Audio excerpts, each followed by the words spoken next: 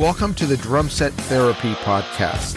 My name is Stefano Ashbridge, and this is a show about the challenges that come with playing the drums and what you can do about them so you enjoy your drumming journey.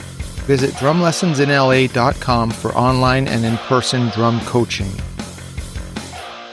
Hello and good day. Today we have another listener question, but before we get into it, I wanted to get your thoughts on something.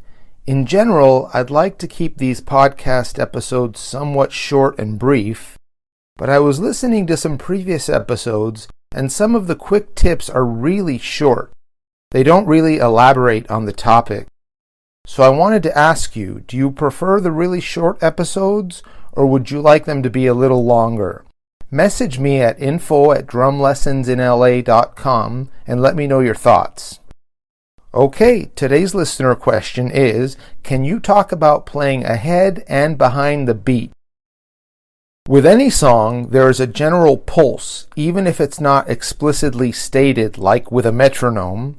The drummer usually states the pulse, but every musician in the band is creating a pulse by playing together. Playing ahead or behind the beat involves placing your pulse slightly before or after the other musicians. Any musician can play ahead or behind the beat. It affects how the music feels. Playing behind the beat can widen the groove and can make the music sound more heavy. Playing ahead of the beat can give the music a sense of urgency.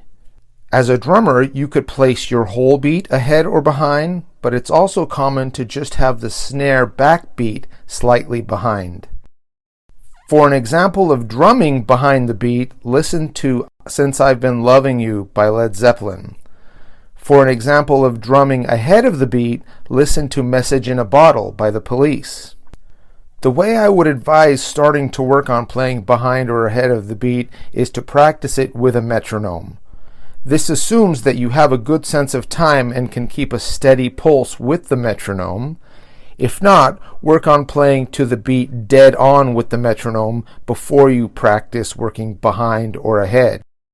So start by clicking your sticks together along with the pulse of the metronome at a comfortable tempo. Aim to play dead on with the click at first. When that's sounding good, then start placing your hits slightly behind so you are flamming with the click. The point is to keep it consistently flamming. Make sure to record yourself to analyze your progress. And when that's sounding good, do the same thing with placing your hits slightly ahead of the click. Once you're comfortable doing that, take it to the drum set and practice playing ahead and behind with the metronome on the drum. And then, of course, play along to the aforementioned songs, music that's ahead and behind, to really get a feel for it.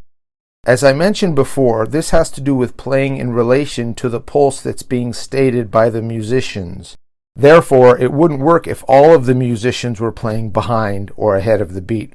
For example, if everyone is playing behind the beat, you've just moved the pulse back. This is worth noting because if you're playing with musicians and they don't know what you're trying to do, they may think that you're just rushing or dragging, and if they follow you, it won't work. Thanks for listening. Visit drumlessonsinla.com for online and in-person drum coaching. Till next time.